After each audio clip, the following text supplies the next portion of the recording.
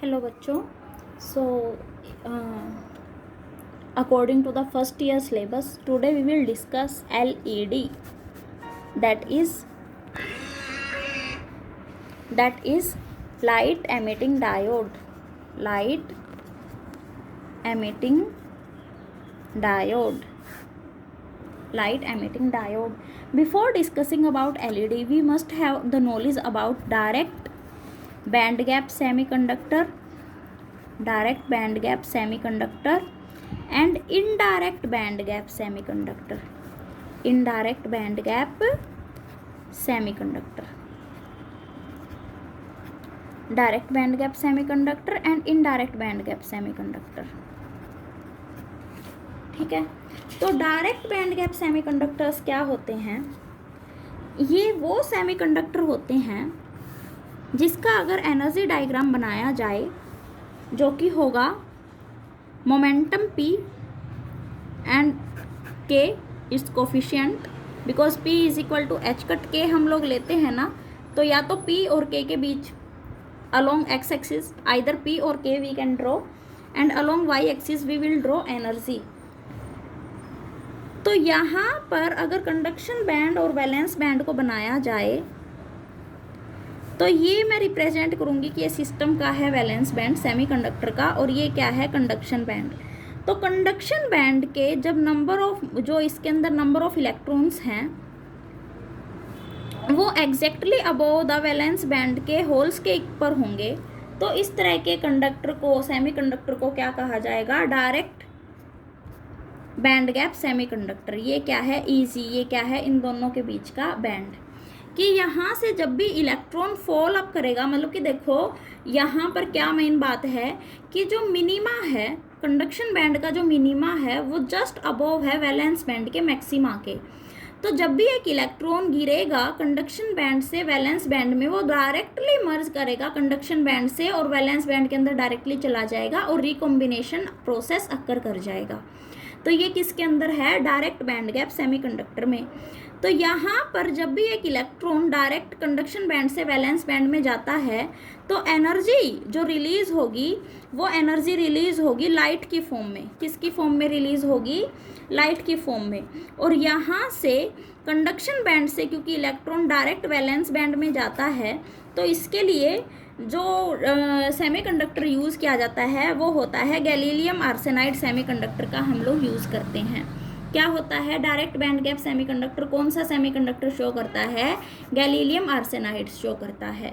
गैलीलियम arsenide के अंदर जब भी एक इलेक्ट्रॉन कंडक्शन बैंड से वैलेंस बैंड के अंदर जाता है तो एनर्जी रिलीज होती है, लाइट की फॉर्म में एनर्जी रिलीज होती है.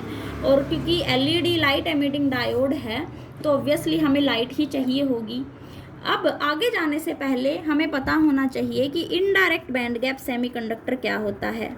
इनडायरेक्ट बैंड गैप सेमीकंडक्टर क्या होता है, इसके लिए भी मैं एक ग्राफ ड्रॉ करती हूँ. मोमेंटम P के बीच में और एनर्जी E के बीच में. यहाँ भी ये कंडक्शन बैंड हुआ और ये हुआ भाई वैलेंस बैंड. यहाँ पर क्या है? होल्स हैं, फ्री होल्स, और ये क्या है भाई? Free electrons. अब जो इनडायरेक्ट बैंड गैप सेमीकंडक्टर के अंदर जो इलेक्ट्रॉन्स लाई कर रहे हैं वो just above the free electrons जो हैं वो just above the valence band नहीं है. यहाँ भी जो एनर्जी बैंड गैप है उसे रिप्रेजेंट किया जाएगा E से.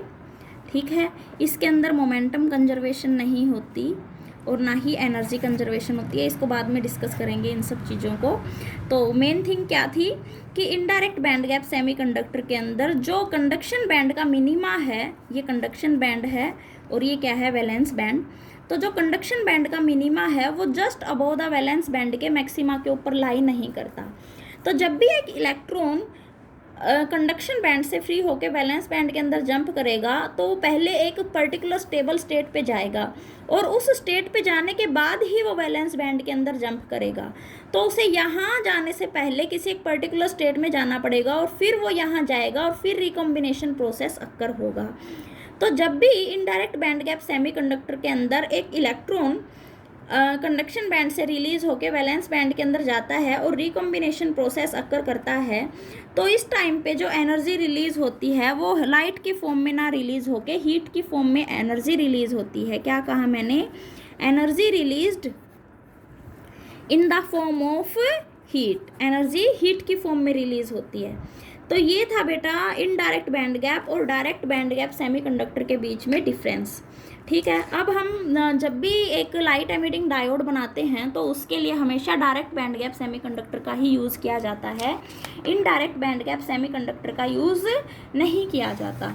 ठीक है, अब डायरेक्ट बैंड गैप सेमीकंडक्टर के अंदर दो और चीज़ें होती हैं जो कि मोस्ट इम्पॉर्टेंट होती हैं और हमें उस बारे में नॉलेज होनी चाहिए कि डायरेक्ट बैंड गैप सेमीकंडक्टर क्या क्या चीज़ों को फॉलो करता है।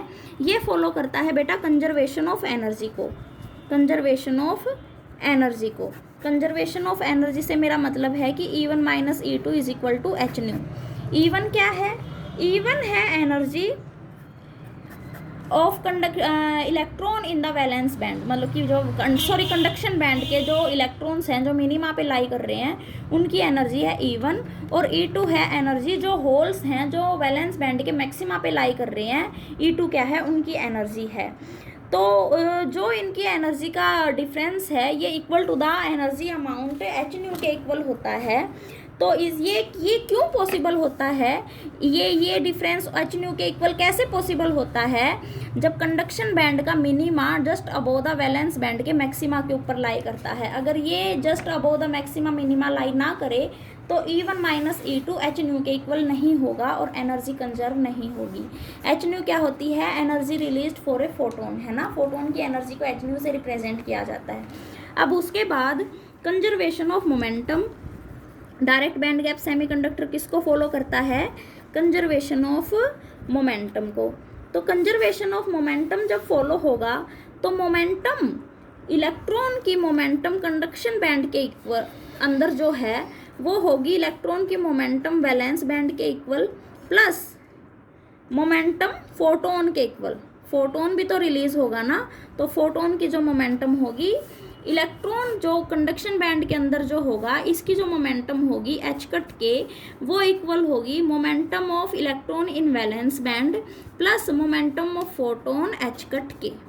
ठीक है, अब एक बात और हमें पता होनी चाहिए कि मोमेंटम जो है फोटोन की और इलेक्ट्रॉन की इनका रेशो कितना है भाई। तो momentum of photon by momentum of electron, इनका रेशो है बेटा 1/1000। तो हम लोग यहाँ से ये कह सकते हैं कि क्यों है ये रेशो? क्योंकि जो रेस्ट मास होता है फोटोन का वो इक्वल टू 0 होता है, P is equal to mv होता है ना, और m क्या होता है? रेस्ट मास होता है, और फोटोन का रेस्ट मास तो इक्वल्स टू 0 हम लोग लेते ही हैं अप्रोक्सीमेट। तो इसीलिए जो फोटोन की मोमेंटम है वो बहुत कम होती है इलेक्ट्रॉन की मोमेंटम से। तो इसीलिए हम लोग कह सकते हैं कि momentum of photon is much less than momentum of electron. तो इसीलिए फोटोन की मोमेंटम को इलेक्ट्रॉन के कंपैरिजन में हम लोग नेगलेक्ट भी कर सकते हैं, और जैसे ही हम लोग यहाँ फोटोन की मोमेंटम को नेगलेक्ट करते हैं तो हम देखेंगे कि इलेक्ट्रॉन की जो मोमेंटम है कंडक्शन बैंड के अंदर वो इक्वल हो जाती है इलेक्ट्रॉन की मोमेंटम किसके इक्वल? वैलेंस बैंड के इक्वल। That's it. तो हम लोग क्या कह सकते हैं कि indirect band gap conservation of energy को भी फॉलो करता है, बिकॉज एनर्जी डिफरेंस भी फोटोन की एनर्जी के इक्वल आता है, और कंजर्वेशन ऑफ मोमेंटम को भी फॉलो करता है। जो इलेक्ट्रॉन की मोमेंटम है कंडक्शन बैंड में वो इक्वल होगी इलेक्ट्रॉन की मोमेंटम वैलेंस बैंड में। ठीक है बेटा, यहाँ तक क्लियर है। अब एलईडी के बारे में हम लोग डिस्कस करते हैं, जिसके लिए हमने डायरेक्ट और इनडायरेक्ट बैंड गैप सेमीकंडक्टर्स का पता किया। हमने ये पता किया कि डायरेक्ट एक्चुअल में क्या है और इनडायरेक्ट एक्चुअल में क्या है, इन दोनों में क्या डिफरेंस है, और क्यों डायरेक्ट बैंड गैप सेमीकंडक्टर का यूज़ किया जाता है। क्योंकि जो इसके अंदर एनर्जी रिलीज होती है वो इन the form of light release होती है, इसीलिए डायरेक्ट बैंड गैप सेमीकंडक्टर का यूज़ किया जाता है एलईडी को बनाने के लिए। ठीक है, अब उसके बाद एलईडी भी एक पीएन जंक्शन डायोड ही होती है। एलईडी भी तो एक पीएन जंक्शन डायोड ही होती है ना, जिसके अंदर जो एनर्जी जो रेडिएशंस एमिट होती हैं जो रेडिएशंस एमिट होती है, मतलब कि एनर्जी रिलीज होती है, जो रेडिएशंस एमिट होती हैं बेटा, ये विजिबल और इंफ्रारेड, विजिबल और इंफ्रारेड दोनों रीजन्स के अंदर एमिट होती है। ये डिपेंड करेगा कि हम किस तरह के मटेरियल का, कौन से मटेरियल का यूज़ कर रहे हैं। एक एलईडी बनाने के लिए, बनाना क्या होता है, फैब्रिकेशन, इस प्रोसेस को क्या बोला जाता है, फैब्रिकेशन। तो ये डिपेंड करता है कि एलईडी की फैब्रिकेशन में हम किस मटेरियल का यूज़ कर रहे हैं। एलईडी के यूजेस क्या क्या हैं इसका, जैसे कि लाइट को ब्रेकिंग के लिए यूज़ किया जाता है, ब्रेकिंग ऑफ लाइट, ठीक है। इसका यूज़ किया जाता है एलईडी के प्रिंटर बनाने के लिए, इसका यूज़ किया जाता है कार्डबोर्ड रीडर के लिए, कार्डबोर्ड रीडर के लिए, इसका यूज़ किया जाता है इंडिकेटर इन मैनी डिवाइसेस, है ना, indicator in many electronic devices. तो ये सारे क्या हैं, एलईडी के डिफरेंट डिफरेंट 4 यूजेस हैं। अब इसका सर्किट सिंबल क्या होता है एलईडी का, एलईडी का सर्किट सिंबल होता है एच न्यू, कि जो एनर्जी रिलीज होती है वो equal to the energy of photon H nu होती है, ठीक है। ये पी एन, ये पी रीजन, ये एन रीजन, और यहाँ से ये क्या शो कर रही है, ये एरोस की लाइट एमिट हो रही है, ठीक है। अब उसके बाद एलईडी की वर्किंग कैसे होती है, इसके लिए सबसे पहले हम एक डायग्राम ड्रा करेंगे, जो कि ये डायग्राम शो करेगा पी रीजन और एन रीजन को डिफरेंटली। अब यहाँ पर ये रीजन क्या है पी और ये रीजन क्या है एन। यहाँ पर ईसीपी क्या रिप्रेजेंट कर रहा है, पी रीजन के अंदर कंडक्शन बैंड की एनर्जी लेवल को। ईवीपी क्या रिप्रेजेंट कर रहा है, पी रीजन के अंदर वैलेंस बैंड के एनर्जी लेवल को। और ईएफपी क्या रिप्रेजेंट कर रहा है, Fermi level in P region, ठीक है। In the same way N region के अंदर ईसीएन क्या रिप्रेजेंट कर रहा है, conduction band in N region, energy level. EVN क्या रिप्रेजेंट कर रहा है, valence band in energy, valence band in N region, ठीक है। और ये एफ फर्मी लेवल तो एन रीजन में ऊपर लाई करता है ना, कंडक्शन बैंड के जस्ट नीचे। तो ई एफ एन क्या रिप्रेजेंट कर रहा है, Fermi level in N region, okay. अब क्योंकि ये एन रीजन है तो इसके पास नंबर ऑफ इलेक्ट्रॉन्स ज़्यादा होंगे, हम सबको पता है ना। ये हुए वैलेंस बैंड के अंदर कुछ ना कुछ नंबर ऑफ होल्स भी होंगे। Similarly in the same way P region के अंदर भी वैलेंस बैंड के अंदर कुछ ना कुछ होल्स प्रेजेंट होंगे, ओके। अब उसके बाद जो इनके बीच का डिफरेंस होगा वैलेंस बैंड और कंडक्शन बैंड का, क्योंकि energy release in the form of heat recombination energy, तो ये इक्वल होगा energy to the photon H nu, ठीक है। अब उसके बाद ये अब एलईडी वर्किंग कैसे करेगी, ये हमने एलईडी की इंटरनल स्ट्रक्चर बना दी कि पी एन दोनों पार्ट्स ऐसे होंगे, पी और एन। तो इसके वर्किंग के लिए जब भी डायोड को, इस डायोड को फॉरवर्ड बायस किया जाएगा, तो फॉरवर्ड बायसिंग की वजह से जो इलेक्ट्रॉन, क्योंकि एन रीजन है तो इसके पास एक्सेस नंबर ऑफ इलेक्ट्रॉन्स हैं और पी रीजन है तो इसके पास एक्सेस नंबर ऑफ होल्स हैं। तो इलेक्ट्रॉन जो एन रीजन होगा इसके अंदर जो इलेक्ट्रॉन्स होंगे कंडक्शन बैंड में, उनको सेंड कर दिया जाएगा, भेज दिया जाएगा। Due to forward biasing repel होंगे वो, है ना, और रिपेलेशन की वजह से वो जाएंगे पी रीजन के पास। पी रीजन में जाने के बाद वो यहाँ से जो इलेक्ट्रॉन्स कंडक्शन बैंड में इसके पहुँच जाएंगे, और कंडक्शन बैंड से जब वो वैलेंस बैंड के अंदर जाएंगे तो वहाँ उन होल्स के साथ वो रिकम्बिनेशन हो जाएंगे। फ्री इलेक्ट्रॉन्स होल के पास जाएंगे तो बेटा रिकम्बिनेशन अक्कर करेगा ना।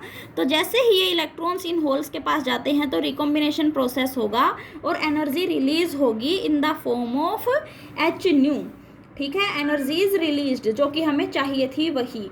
तो यही है, ये कैसे हुआ, क्योंकि अब ये देखो ये इलेक्ट्रॉन्स यहाँ से इन होल्स के पास गए, रिकॉम्बिनेशन प्रोसेस अक्कर हुआ, तो इलेक्ट्रोमैग्नेटिक रेडिएशंस यहाँ रिलीज होंगी। और इलेक्ट्रोमैग्नेटिक रेडिएशंस जब रिलीज होंगी एक सेमीकंडक्टर डिवाइसेस के अंदर, तो एक्सेस इलेक्ट्रॉन्स फिर से रिलीज हो जाएंगे, फ्री होंगे, है ना। उसके बाद एक्सेस इलेक्ट्रॉन्स जब फिर से फ्री होंगे तो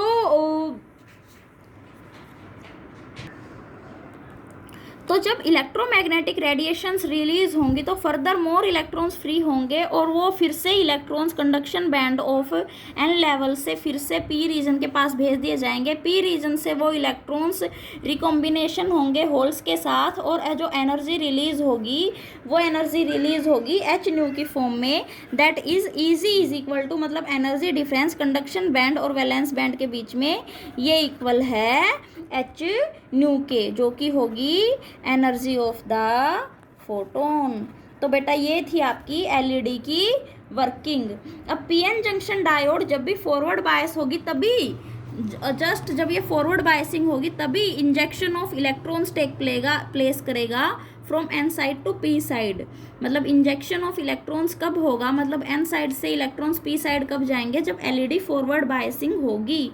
और इंजेक्शन ऑफ होल्स भी अब जब फॉरवर्ड बायस है तो होल्स भी पी रीजन से एन रीजन की तरफ जाएंगे और इलेक्ट्रॉन्स भी एन रीजन से पी रीजन की तरफ जाएंगे। और जो ये मैग्नेटिक चार्ज कैरियर्स हैं ये भी रिकॉम्बिनेशन हो जाएंगे और फिर एमिट होगी रेडिएशंस। अब ये रेडिएशंस किस रीजन में एमिट होती है अभी हमने पढ़ा था कि ये डिपेंड करता है कि हम किस टाइप के सेमीकंडक्टर का यूज़ कर रहे हैं। मोस्ट कॉमनली हम लोग यूज़ करते हैं गैलीलियम आर्सेनाइड का।